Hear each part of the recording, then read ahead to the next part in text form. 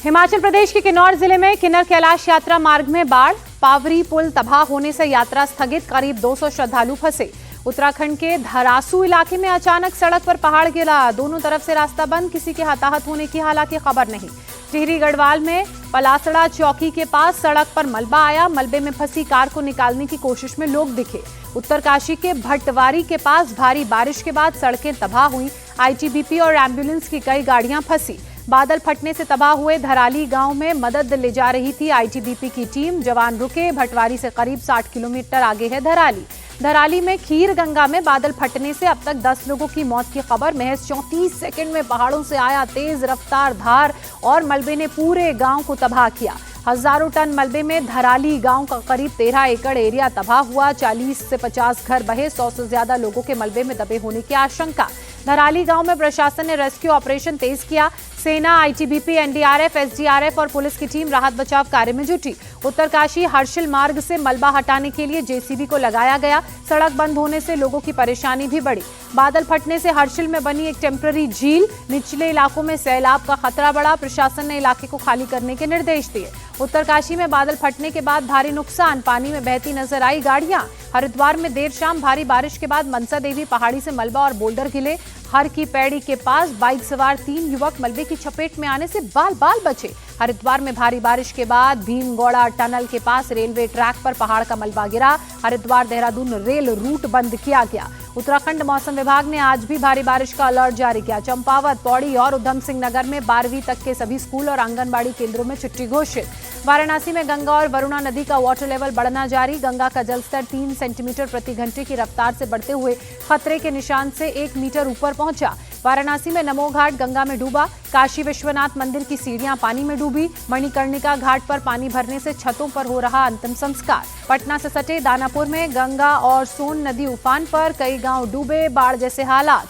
जम्मू कश्मीर के रामबन में बीती रात भारी बारिश, तेज हवा और आसमानी बिजली से पूरे इलाके दहशत में। किसी भी पल भारत पर भारी टैरिफ का ऐलान कर सकता है अमेरिका। राष्ट्रपति डोनाल्ड ट्रंप ने कल 24 घंटे के अंदर भारी टैरिफ लगाने की घोषणा की थी।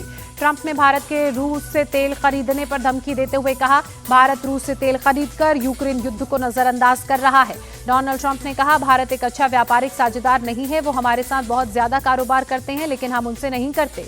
ट्रंप ने फिर भारत और पाकिस्तान के बीच सीज फायर का दावा किया। कहा, 5 महीने से भारत और पाकिस्तान सहित 5 लड़ाइयां रुकवाई। भारत पर टैरिफ बढ़ाने के ऐलान पर अपने ही देश में ट्रंप घिरे। रिपब्लिकन नेता निकी हेली ने आड़े हाथों लिया, भारत के साथ रिश्ते नहीं बिगाड़ने की सलाह दी।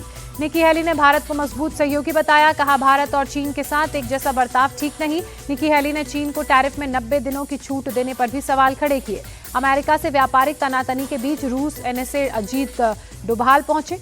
रूसी राष्ट्रपति पुतिन से मुलाकात के अलावा कई अहम बैठकों में शामिल होंगे। पीएम मोदी आज नई दिल्ली के कर्तव्य पथ पर कर्तव्य भवन का उद्घाटन करेंगे। कई मंत्रालयों और विभागों का एक ही जगह दफ्तर बनाया गया है। पीएम मोदी दोपहर करीब 12:15 बजे कर्तव्य भवन का उद्घाटन करेंगे। शाम करीब 6:30 बजे कर्तव्य पथ पर एक कार्यक्रम को संबोधित करेंगे।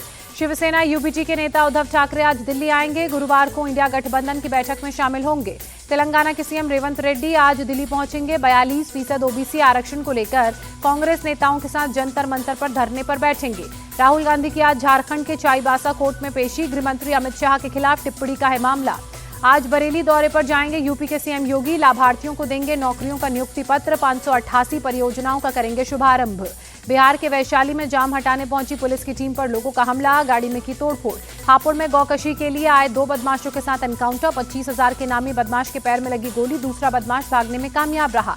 यूपी के नोएडा में जारी 0 ब्याज पर लोन देने का झांसा देकर ठगी करने वाले गैंग का पर्दाफाश। एक महिला सहित 11 आरोपी किए गए गिरफ्तार। पुलिस ने फ्रॉड गैंग के पास से 43 landline phone, 21 mobile phone, 61 SIM card, 4 laptop जब्त किए। सेक्टर 16 में 3 साल से चला रहे थे फर्जी कॉल सेंटर। जैसलमेर के चांदन से पुलिस ने डीआरडीओ गेस्ट हाउस के एक कर्मचारी महेंद्र सिंह को हिरासत में लिया। महेंद्र सिंह पर पाकिस्तान के लिए जासूसी का आरोप। पुलिस के मुताबिक महेंद्र सिंह ने मोबाइल चैटिंग के जरिए पोखरण फायरिंग रेंज और डीआरडीओ से जुड़ी जानकारियां लीक की। जॉइंट इंटेरोगेशन कमेटी के तहत अब पूछताछ होगी। महाराष्ट्र में ठाणे के भिवंडी मेट्रो साइट पर बड़ा हादसा, ब्रिज से गिरा लोहे का सरिया, नीचे से गुजर रहे युवक के सिर में घुसा। गंभीर रूप से घायल युवक सोनू शेख का अस्पताल में इलाज जारी। डॉक्टर्स ने कटिंग मशीन से सरिया तो काट कर निकाला। फिलहाल युवक की हालत नाजुक। हैदराबाद के मेडचल में देर रात एक घर में गैस सिलेंडर में ब्लास्ट, धमाके से गिरी घर की दीवार, पास से गुजर रहे शख्स की दबकर मौत हुई। राजस्थान के झुंझुनू में तेज रफ्तार कार का कहर, सामने जा रही बाइक को मारी टक्कर, पेट्रोल पंप की दीवार से टकराकर पलटी। झुंझुनू के चिड़ावा मेड्रेला मार्ग पर हादसा हुआ, बाइक सवार बुरी तरह से घायल, कार में सवार सभी 6 लोग बचे। इंग्लैंड के खिलाफ तेंदुलकर एंडरसन ट्रॉफी ड्रॉ कराने के बाद विदेश से स्वदेश लौटी टीम इंडिया। जीत के बाद टीम ने नहीं किया कोई सेलिब्रेशन। मंगलवार सुबह भारतीय खिलाड़ी हुए थे रवाना। इंग्लैंड के खिलाफ सीरीज बराबर करने का भारत को फायदा मिला। वर्ल्ड टेस्ट चैंपियनशिप की रैंकिंग में भारत तीसरे नंबर पर पहुंचा। भारत 28 पॉइंट्स के साथ तीसरे नंबर पर काबिज।